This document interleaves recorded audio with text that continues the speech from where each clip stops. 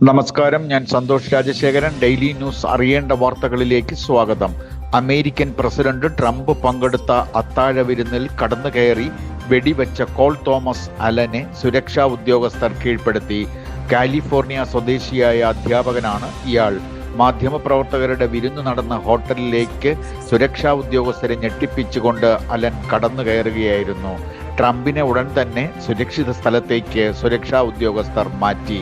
Trump truth സോഷ്യലിൽ ഈ വിവരങ്ങൾ പങ്കുവച്ചു. പ്രധാനമന്ത്രി നരേന്ദ്രമോദി വധശ്രമത്തെ അപലപിച്ചു.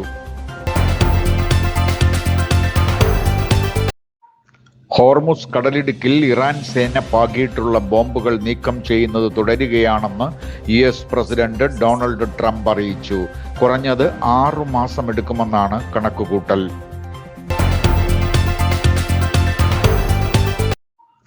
തെലങ്കാനയിലെ അലർ റെയിൽവേ സ്റ്റേഷന് അടുത്തുവച്ച് ചാർമിനാർ എക്സ്പ്രസിന് തീപിടിച്ചു.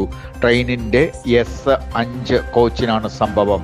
ആളപായം റിപ്പോർട്ട് ചെയ്യപ്പെട്ടിട്ടില്ല.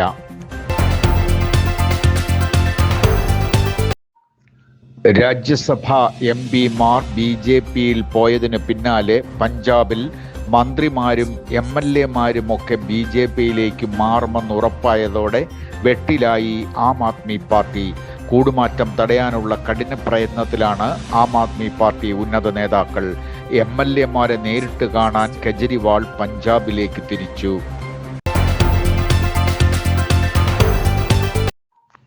സംസ്ഥാനത്ത് ചൂട് കനക്കുമ്പോൾ മൂന്നാറിലെ അൾട്രാവയലറ്റ് വികിരണ സൂചിക 8-ലെത്തി. 11-ലെത്തിയാൽ റെഡ് അലർട്ട് പ്രഖ്യാപിക്കും. അതീവ ജാഗ്രത വേണമെന്ന് കളക്ടർ നിർദ്ദേശം നൽകി. തോട്ടം തൊഴിലാളികൾ 10 മുതൽ 3 വരെ ജോലിക്കിറങ്ങരുതെന്നും നിർദ്ദേശമുണ്ട്.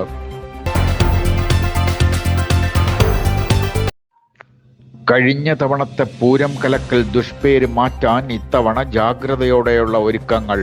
40 DYSP-മാർ, 70 ഇൻസ്പെക്ടേഴ്സ്, 330 സബ് ഇൻസ്പെക്ടർമാർ, 3600 സിവിൽ പോലീസ് ഉദ്യോഗസ്ഥർ, 200 വനിതാ പോലീസുകാർ എന്നിവരെയാണ് സുരക്ഷാ ക്രമീകരണങ്ങൾക്കായി നിയോഗിച്ചിട്ടുള്ളത്. തേക്കിൻകാട് മൈതാനിയിലാണ് പൂരാവേശം. കോങ്ങാട് മധുവാണ് പഞ്ചവാദ്യ പ്രമാണി. 125 കലാകാരന്മാരാണ് പഞ്ചവാദ്യ സംഘത്തിലുള്ളത്. വെടിക്കെട്ടിന് പകരം കതിന പൊട്ടിക്കും.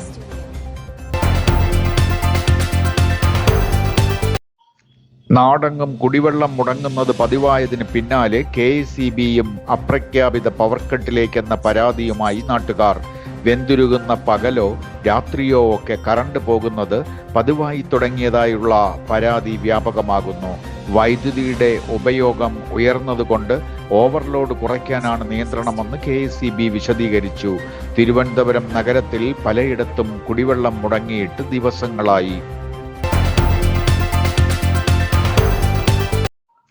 കണ്ണൂരിൽ പട്ടുവം സ്വദേശി നബീസ പാമ്പുകടിയേറ്റ് മരിച്ചു. വെള്ളിയാഴ്ചയാണ് വയോധികയെ ശംഖുവരയൻ പാമ്പ് കടിച്ചത്. പരിയാരം മെഡിക്കൽ കോളേജിൽ ചികിത്സയിലിരിക്കെയാണ് മരണം.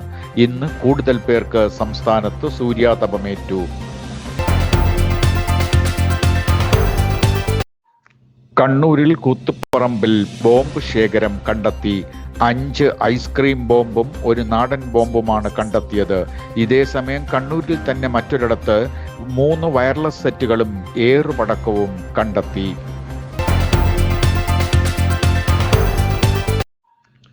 ഇന്ത്യൻ ഫോട്ടോഗ്രാഫിയുടെ പിതാവ് എന്നറിയപ്പെടുന്ന രഘു റായ് അന്തരിച്ചു. 83 വയസ്സായിരുന്നു.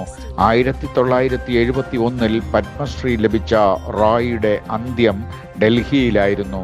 കൂടുതൽ അറിയേണ്ട വാർത്തകളുമായി അടുത്ത ന്യൂസ് ബുള്ളറ്റിനിൽ വീണ്ടും കേൾക്കാം. നന്ദി, നമസ്കാരം.